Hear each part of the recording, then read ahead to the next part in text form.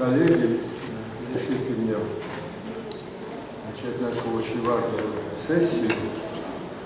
У нас в гостях Перou, United States и p.1. Ну, надо сказать, что Перou – это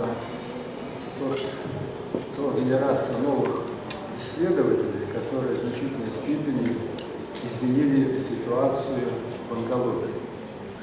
Он один из пионеров, который в позиции молекулярной генетики подошел к определению генетического разнообразия рака молочной железы, существования различных молекулярных подтипов. 15 лет назад, в 2000 году, была одна из первых публикаций Перou в печати о существовании совершенно различных молекулярных подтипов рака молочной железы, отличающихся по прогнозу, отличающихся по ответу на лечение. За это время появились различные классификации, молекулярные подтипы, сигнатуры и так дальше, но фундаментальность этого открытия, она изменилась, и все рекомендации Сангали и Аска основаны на этом подходе. И вот сегодняшняя лекция как раз посвящена молекулярному молекулярному. Would you like to?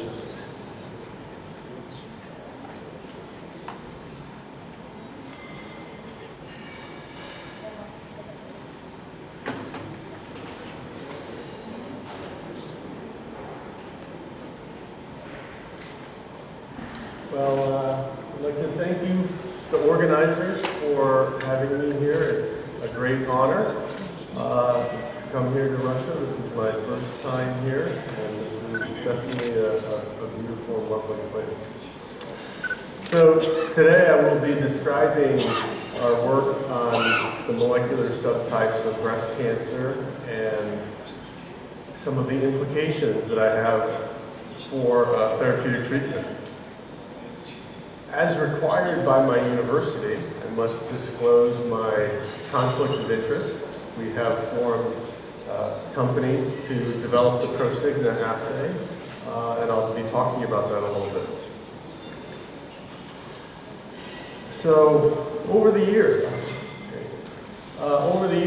as has been suggested, we've been working on what we call the intrinsic subtypes of breast cancer.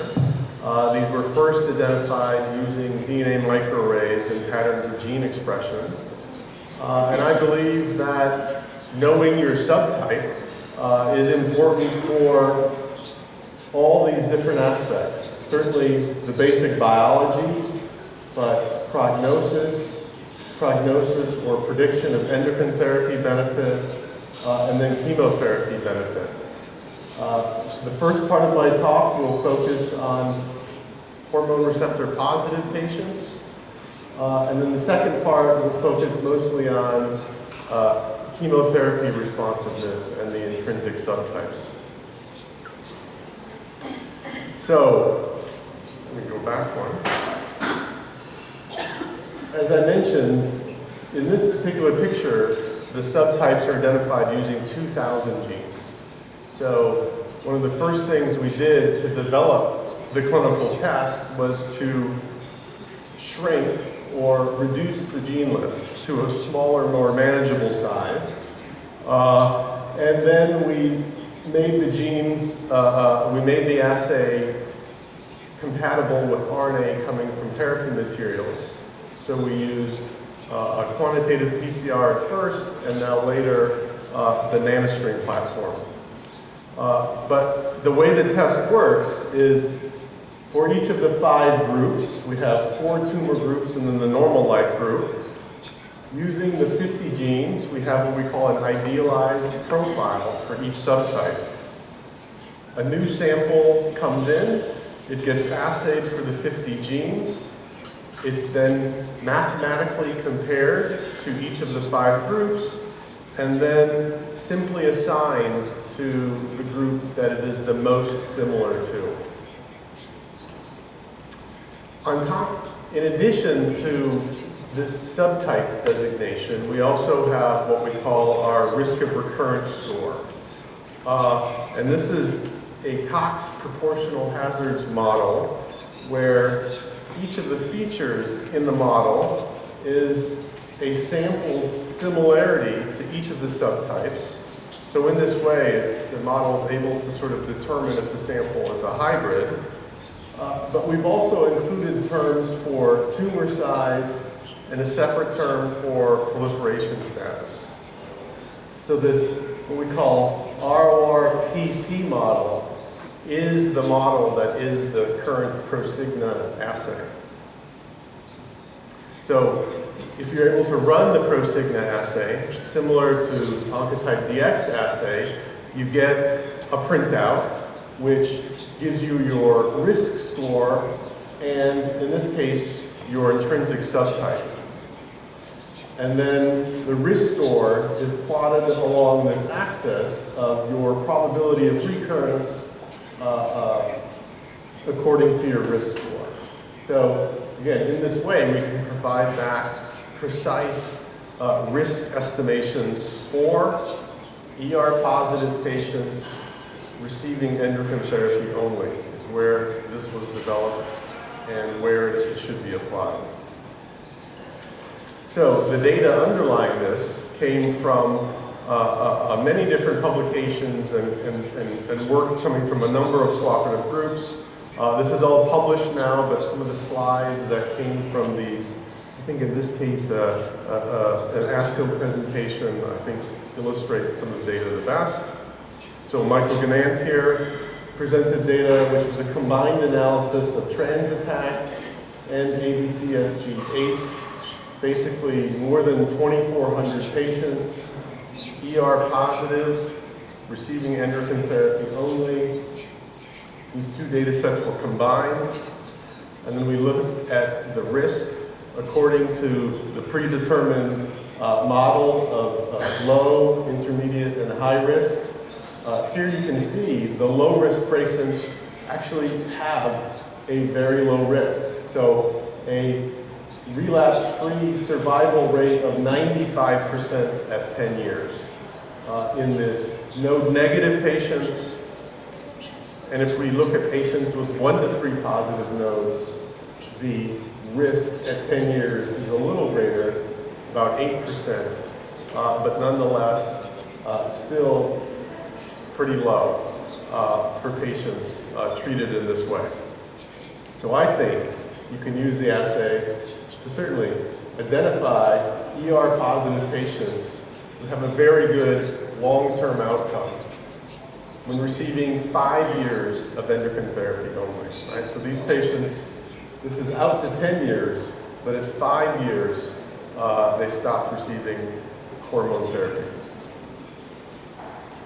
So in this publication or presentation, Ivana Sistak looked at specifically survival in years 5 to 10. And as you can see, again, that low-risk group really has a low risk in those so-called later years. And then the intermediate is intermediate, and the higher risk group is higher risk. So this is all nicely summarized in this particular publication from Ivana, where they actually also compared the ROR score, this is Oncotype DX, and versus an IHC version of these, which uses ER, HER2, and P67. And what can be seen here is in a multivariate analysis when you adjust for tumor size and node and age and things like that, it's really only the ROR score which is able to predict long-term outcomes in HER2, ER-positive, HER2-negative, node-negative patients, which is where most of these tests are indicated. So here was some very recent data from a colleague of mine, Elise Pratt, and colleagues from Spain, looking at chemotherapy benefit in the neoadjuvant setting. And in this case, again, only looking at hormone receptor positive, HER2 negative patients with the RCB index according to subtype. And what you can see is a story we've seen many times before. The luminal A's have the lowest response rate, and it's pretty low. And the basal-like has the highest response rate, and it's pretty high. So keep in mind, these basal-like patients here are hormone receptor positive, and there are a few in there when we look at just ER-positive patients, but they still behave as triple-negative basal-like patients, typically chemotherapy sensitive. So, in terms of gene expression tests, I think there are at least 2 tests, Prosigna and actually EndoPredict, which are able to predict long-term, meaning 10-year outcomes in ER-positive, HER2-negative patients receiving endocrine therapy alone. So I think we can use these patients, and once you identify that high-risk group, I'll argue they don't need chemotherapy because their 10-year survival is 95% or greater. And they probably don't need 10 years of endocrine therapy either. Right? So they receive 5 years, and they have this very low, and they have this very good outcome. I'll argue no test has shown level 1 evidence for predicting chemotherapy benefit, and certainly there's a lot of work to be done there. And I certainly also appreciate that these gene expression tests aren't available to everyone. Even when available, they can be expensive. And therefore, I would recommend using St. Gallen's guidelines, which use immunohistochemistry to approximate the intrinsic subtypes, and then base many recommendations for treatment upon that. So now the next part of the talk will be focused on response or predicting chemotherapy benefit. And with a particular focus on triple-negative breast cancers. So most triple negatives, at least 80%, have this basal-like gene expression phenotype. And so I always make the argument that if we're going to make therapeutic advances against triple-negative breast cancer,